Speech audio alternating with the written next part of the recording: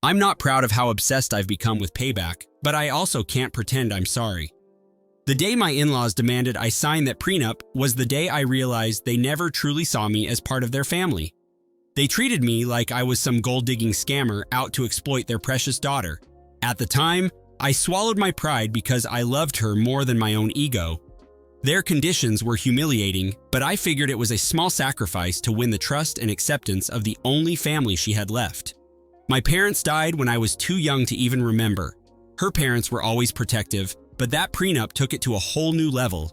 I could practically see them counting my pennies, smirking at my modest salary. I tried to brush it off, thinking love would conquer all. Little did they know, I was on the verge of launching my dream startup. It wasn't exactly well-funded at first, and I was scraping by on credit cards, ramen noodles, and late nights spent coding. But I had this vision that wouldn't let me sleep. My wife supported me, or so I believed. She said all the right things, even helped me brainstorm ideas. But when her parents insisted on the prenup, she refused to defend me. She said it was just to put their minds at ease and that it had nothing to do with me personally. That stung. I told myself it wasn't her fault and that she was just torn between her parents and me. Still, it was the first sign that our relationship wasn't as strong as I believed. I kept going though, determined to prove myself to everyone. So I hustled, coded, sacrificed, hoping they'd see me differently. Soon after our wedding, I was able to secure an angel investor who believed in my idea. That investment changed everything. I worked insane hours, poured my soul into the project, and watched as it finally took off. The first real revenue came from a licensing deal with a mid-sized tech company. It wasn't huge, but it was enough to show potential. That's when bigger investors started sniffing around. By the time I turned 30, my net worth was higher than I'd ever dared imagine. My in-laws didn't notice at first, or if they did, they pretended not to care. They were too busy bragging about their own status. My father-in-law ran a successful chain of dealerships, and my mother-in-law enjoyed flaunting what she thought was high-class living. They'd throw these lavish parties, inviting everyone who was anyone in their circle. My wife always wanted to impress them, so she'd dress in designer outfits while reminding me to not talk about my startup too much. She claimed her parents were old-fashioned and would never understand the tech world. I went along with it. I didn't want to stir the pot or come off as a show-off. When I did drop the occasional hint that business was going well, my father-in-law would smirk and say, "It's good to have a hobby, just don't let it distract you from real work." It took everything in me not to correct him. I noticed my wife becoming more reserved around me as my success grew. She no longer asked about my goals or my day. She spent more time with her parents, who still treated me like a second-class citizen. But I wasn't naive. I saw the looks they gave each other whenever money was mentioned. I knew envy when I saw it. Undeniable. Things reached a tipping point 2 years ago when my company merged with a larger tech firm. Suddenly, I wasn't just comfortable, I was wealthy. My name started appearing in articles about young entrepreneurs to watch. My father-in-law no longer smirked. He actually asked me to invest in one of his side projects. That was new. He'd never asked me for anything except to keep my voice down. My mother-in-law began mentioning how proud they were of me. This was a radical shift from all the times she'd made passive-aggressive remarks about me leeching off their daughter. I felt uneasy, but I wanted to believe they'd finally accepted me. They invited me and my wife to a family dinner, which turned out to be a surprise celebration for my success. It felt forced, but I tried to appreciate the effort. Then my father-in-law cornered me after dessert, asking if we could rip up the prenup. He said it was a silly formality that no longer made sense, now that we had equal standing. I told him it wasn't that simple, because the prenup had legal implications we couldn't just dismiss. I also admitted I liked having some protection, given how quickly fortunes can change in business. He didn't like that answer, but he didn't press too hard, at least not then. That night, my wife told me her parents had been pestering her about the prenup. She asked me if I would consider dropping it to show I trusted her. I asked, "Do you really think I don't trust you?" She backpedaled, claiming she just wanted to keep the peace, but something inside me snapped. I had sacrificed so much for this marriage. I was never the one who insisted on a prenup. They were. Was it on me to tear it up? Over the next few months, her parents ramped up their campaign. They claimed the prenup was a slap in the face, making it look like I believed their daughter was a gold digger. Funny, that's exactly how they treated me.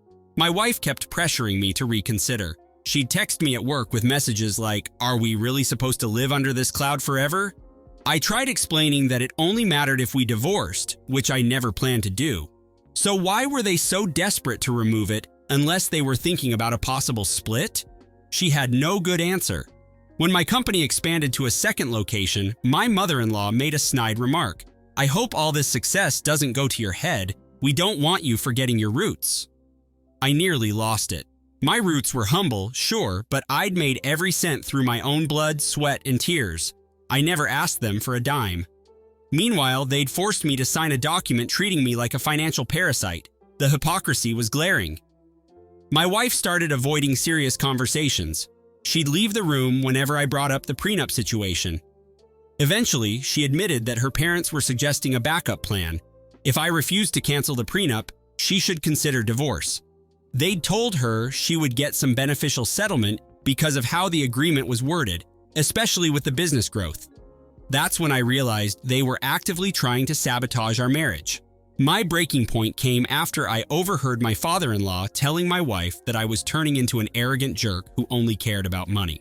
He insisted she protect herself by talking to a lawyer in case. This betrayal cut deep. I couldn't look at them without seething. Enough. I confronted my wife that night. She admitted her parents wanted her to threaten me with divorce if I refused to rip up the prenup. She said she hadn't agreed yet, but she was considering it because they'd convinced her it was the only way to prove our marriage was built on trust. I asked what kind of marriage requires proof of trust through legal documents. She cried and said she was stuck in the middle. I told her that was nonsense. She was a grown woman who could think for herself. If she loved me, she'd see I never asked for this arrangement. Her silence spoke volumes. I realized she wasn't just a victim of her parents' manipulations. She'd chosen to side with them. I felt something inside me die that night. The love I had for her was overshadowed by a sense of betrayal. But I kept my cool. If they wanted to play dirty, I could too. I contacted a top-tier lawyer known for dealing with complex prenups. I wanted to know every angle, every loophole. The lawyer told me that if my wife filed for divorce, the prenup heavily favored me, given how our finances were structured. Ironically, my in-laws had insisted on terms that would protect their daughter from a so-called poor man. But now that I was worth more than 5 times their net worth, the agreement swung in my favor. My wife's share would be minuscule compared to what I'd retain. Plus, I had clauses that ensured my business assets were almost entirely mine. I walked out of that office feeling disgusted and empowered. I decided I wasn't going to be the husband anymore. They wanted a war over money? Fine.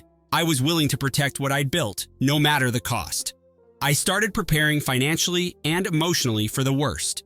I discreetly opened new business accounts, moved certain intellectual properties under separate entities, and kept meticulous records. My lawyer guided me through every step to ensure I wasn't doing anything illegal, but was fortifying my position. I also hired a private investigator because something told me there was more to this pressure than just paternal meddling. Turns out, I was right. The investigator discovered that my father-in-law had made some bad investments, and his dealerships were teetering on the brink of bankruptcy. He needed a cash infusion to keep them afloat. My mother-in-law was desperate to maintain her lavish lifestyle, so their plan was to strong-arm me into voiding the prenup or push my wife to divorce me and take a chunk of my earnings. They probably assumed I'd cave, wanting to keep the marriage intact. Instead of confronting them with this information right away, I bided my time. My wife grew colder by the day, rarely speaking to me unless it was about money or appearances. She kept nagging me, saying that if I really loved her, I'd sign whatever was needed to get rid of the prenup. I told her love wasn't the issue, it was trust, and they were the ones who'd broken it first. She scoffed, accusing me of sounding like a corporate machine. I decided to show up at one of their family gatherings unannounced. I walked in on my father-in-law bragging to a friend about how we'll be getting a nice payday soon. I quietly recorded a snippet of that conversation on my phone. Then I made my presence known. He looked startled, but quickly recovered and pretended it was just business talk. I smiled and played along, but inside I was furious, absolutely livid. I went home and devised a plan. I had no intention of letting them ruin me or walk away unscathed. First, I confronted my wife. I laid out everything I discovered about her parents' financial woes and their scheme to extort me. She accused me of spying and told me I was crossing a line. I couldn't believe it. She was more upset about me uncovering the truth than about her parents trying to scam me. That's when I realized any love left between us was gone. I told her I was done playing the good guy. If she wanted a divorce, I'd give it to her, but I'd make sure it was on my terms. She stormed out, presumably to call her parents. My lawyer and I filed first, citing irreconcilable differences. Because of the prenup structure, she was set to receive a fraction of what she might have gotten otherwise. It wasn't peanuts, but it was near the grand payday her parents had likely envisioned. A day later, my father-in-law barged into my office, demanding I fix this. He yelled that I was betraying the family, that I was a disgrace, that I'd lured his daughter under false pretenses. I calmly reminded him that they were the ones who drafted and insisted on the prenup. He threatened to smear my name, to accuse me of fraud. I told him I had records of every nasty comment, every manipulative text, and even that audio snippet where he talked about his nice payday. If he wanted a public battle, I'd fight dirty too. He backed down, hurling one last insult before leaving. My wife tried a more emotional approach, claiming she still cared about me and wanted to work it out. I told her we were beyond that. I continued the divorce proceedings as possible. My wife's behavior swung between rage and tears. She accused me of heartlessness, but all I saw was someone upset that her golden ticket was disappearing. We barely spoke except through lawyers. My father-in-law tried to strong-arm me again, claiming he'd go public with some made-up allegations about my business practices. This time, I forwarded his threat to my lawyer, who immediately filed a cease and desist letter. He must have realized I wasn't bluffing because he backed off. During the settlement negotiations, my lawyer presented the details of the prenup they had forced upon me. Their own words came back to haunt them. The clauses were airtight. My wife would get a decent lump sum, but near half of my empire. Her parents showed up uninvited at one mediation session, demanding more. We simply played the audio of him talking about his big payday. The mediator shut them down, warning them that any further intimidation could result in legal consequences. They left in a rage, cursing me and calling me a traitor. My wife eventually signed the agreement, possibly thinking we'd reconcile later if she played along. But the final nail in the coffin came when I moved out of our house and filed a restraining order against her father for harassment. Word got out in their social circle, damaging his reputation. He tried to blame me for everything, but his own arrogance made people question his version of events. A few of his close friends reached out to me, apologizing for not seeing through him earlier. The divorce was finalized last week. She left with her portion, looking and furious. Her parents, drowning in debt, gained nothing more than a tarnished name. I was free, and I was getting started on my revenge. My next move was to leverage my newfound connections. Several influential entrepreneurs and investors knew my story and sympathized with me. I discreetly spread word about my father-in-law's financial desperation. Suddenly, potential bailouts for his dealerships dried up. Banks reconsidered loan extensions, and private financiers backed away. I heard he had to sell 2 of his properties at a loss. My mother-in-law, once the queen of her social circle, found doors closing on her. People she'd looked down on refused to invite her anywhere. Her power in that little ecosystem evaporated. Meanwhile, I expanded my business.